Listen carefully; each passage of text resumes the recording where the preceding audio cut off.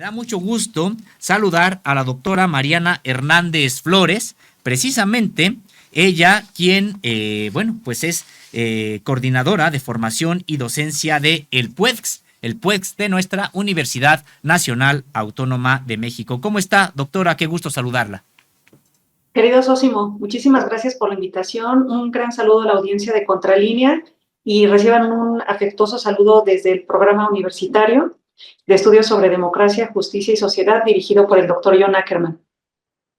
Doctora, pues qué gusto saludarla. Siempre es un placer poder platicar con usted. Gracias por este conversatorio que tenemos el día de hoy acerca de la importancia de la inclusión política de las poblaciones vulnerables en los propios procesos electorales, pues ahora que estamos en pleno proceso electoral. Sí, muchas gracias, querido Sósimo. Pues el día de ayer, el programa universitario de estudios sobre democracia, justicia y sociedad impartió esta conferencia magistral en palabras del doctor Billy Baltzon Leiter, investigador del Colegio de México. Ofreció una conferencia magistral a académicos y estudiantes de la Facultad de Ciencias Políticas y Sociales llamada El rompecabezas de la representación democrática, cómo ampliar la inclusión política de las poblaciones vulnerables.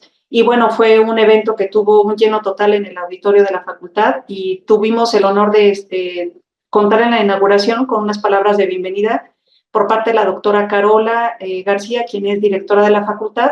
También estuvo en la inauguración el propio doctor John Ackerman y como comentarista estuvo la maestra Arlene Cabral, quien es coordinadora de asuntos internacionales del INE México. Entonces estuvimos acompañando este ejercicio académico para reflexionar sobre los retos de la inclusión de los grupos vulnerables en la agenda electoral. Pues muy interesante esta exposición, decíamos en pleno proceso electoral.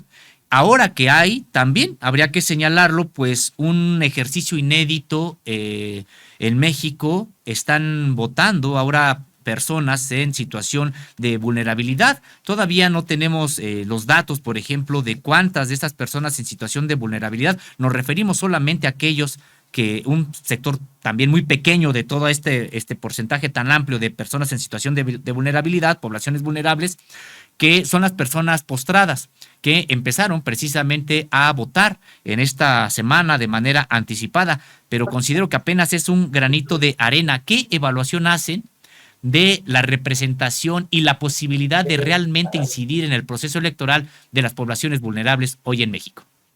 Sí, muchas gracias, estimado Sosimo. Pues bien mencionas este gran esfuerzo que ha implementado el Instituto Nacional Electoral para implementar el voto adelantado y bien mencionas también esta población, las personas que se encuentran postradas o en imposibilidad de desplazarse a las casillas, pues han comenzado a ejercer este derecho político. Entonces el INE ha sido, digamos, muy atento y muy sensible a las necesidades de esta población. El doctor Bilibald habló, digamos, hizo una reflexión de un estudio realizado en el proceso electoral 2020-2021 y, digamos, hizo todo un seguimiento, un estudio muy complejo de metodología cuantitativa y cualitativa para hablar de la participación política y, digamos, de los grupos vulnerables, quienes resultaron electos en términos de representación de pueblos y comunidades indígenas, de migrantes, de personas afromexicanas. Entonces, realmente, este panorama lo que brinda es a voltear la mirada a estos grupos que generalmente son excluidos, digamos, como de la participación social y política y cultural en nuestra sociedad, para mostrar que con las medidas afirmativas tienen la posibilidad de ejercer cargos públicos de representación popular y impulsar agendas a favor de estas poblaciones.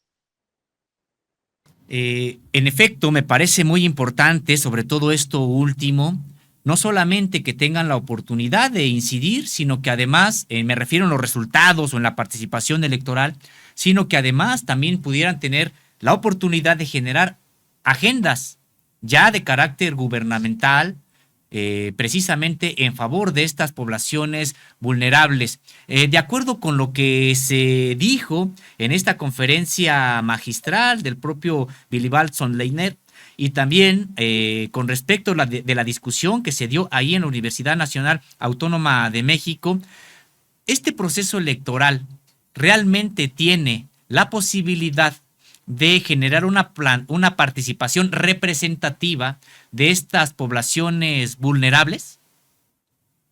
Pues es un reto, querido Sósimo, que las personas en situación de vulnerabilidad se sientan interpeladas por este llamado a ejercer sus derechos ciudadanos y que acudan a las casillas. Ya bien mencionabas hace un momento que el INE comenzó a implementar desde el 6 de mayo este ejercicio de voto desde los domicilios y, por ejemplo, de acuerdo con datos del propio INE, 4.950 personas con discapacidad se registraron para votar de manera anticipada.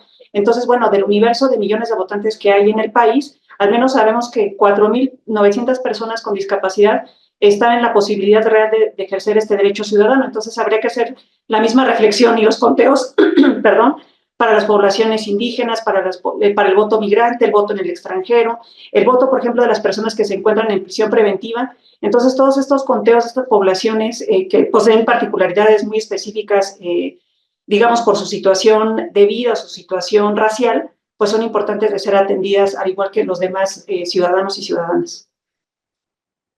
Con respecto de las agendas que están llevando a cabo las personas que aspiran a la presidencia de la República, se podría considerar que en efecto en estas agendas están consideradas las poblaciones vulnerables porque, bueno, una cosa también es la propia participación que pudieran tener las personas vulnerables y por supuesto que hay que impulsarla en todos los ámbitos que se pueda, pero habría que ver qué tanto están siendo representadas estas poblaciones vulnerables en las propuestas de las personas que aspiran a la presidencia de la República. Así es, estimado Sosimo, pues muchos integrantes de movimientos de la sociedad civil están haciendo un seguimiento de cuáles son las candidaturas que se están impulsando por cada uno de estos grupos vulnerables. Entonces, será importante conocer cuáles son las candidaturas que van a lograr realmente conseguir estos puestos de representación popular, por ejemplo, para diputaciones por mayoría relativa y representación proporcional, y al final de las elecciones ver realmente el reflejo en la composición del Congreso de todas estas diputaciones migrantes, de personas con discapacidad, de afrodescendientes. Entonces va a ser un ejercicio realmente muy importante dar seguimiento a la conclusión del proceso electoral para ver esta composición diversa que enriquece el ejercicio de una democracia más justa e igualitaria en nuestro país.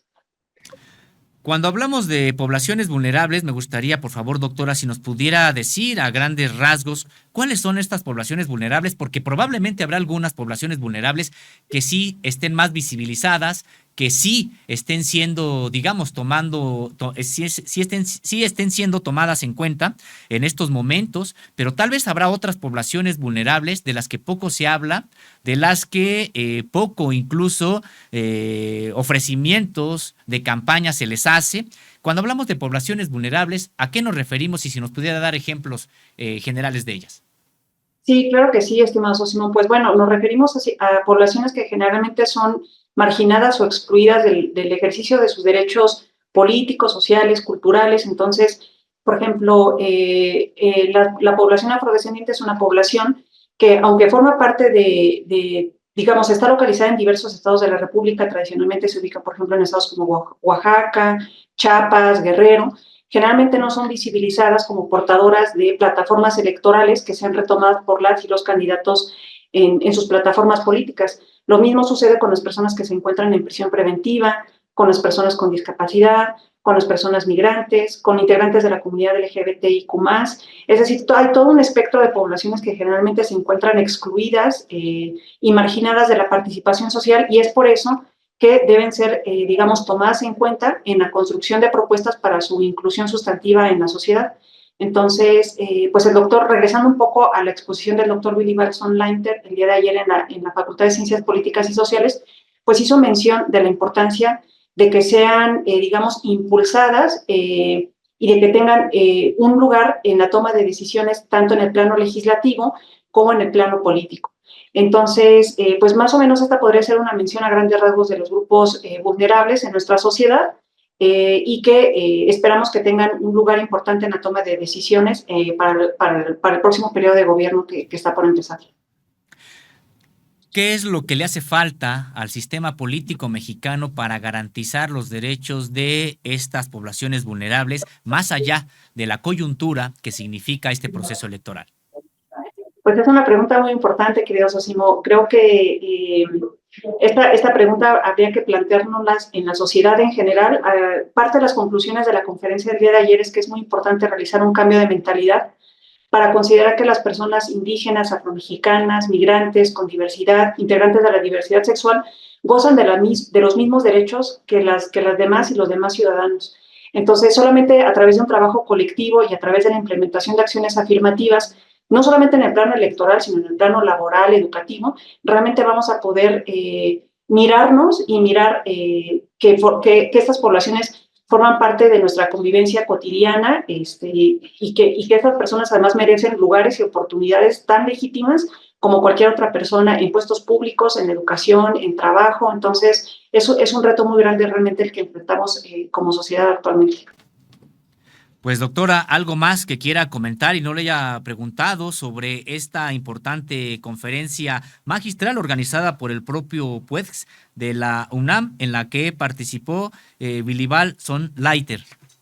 Pues mencionar que el Programa Universitario de Estudios sobre Democracia, Justicia y Sociedad ha trabajado arduamente por realizar diversos eventos con una inclusión, digamos, de diversas poblaciones. La semana pasada, justamente el viernes pasado, se realizó un ejercicio inédito al Instituto Nacional Electoral con una jornada de debate universitario en la que participaron más de 60 jóvenes universitarios provenientes de diversas escuelas y facultades de la UNAM.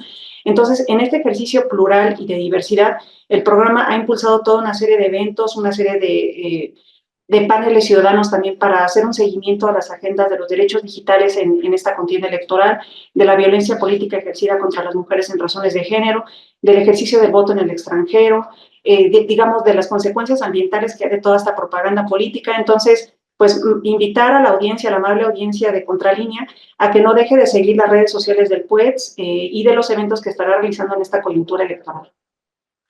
Doctora, pues ha sido un placer platicar con usted. Muchas gracias por esta charla. Y pues sí, en efecto, muy importante este asunto de la inclusión política de las poblaciones vulnerables en los procesos electorales. Que tenga pues muy buenos días y le esperamos con mucho gusto en una siguiente participación del PUEX.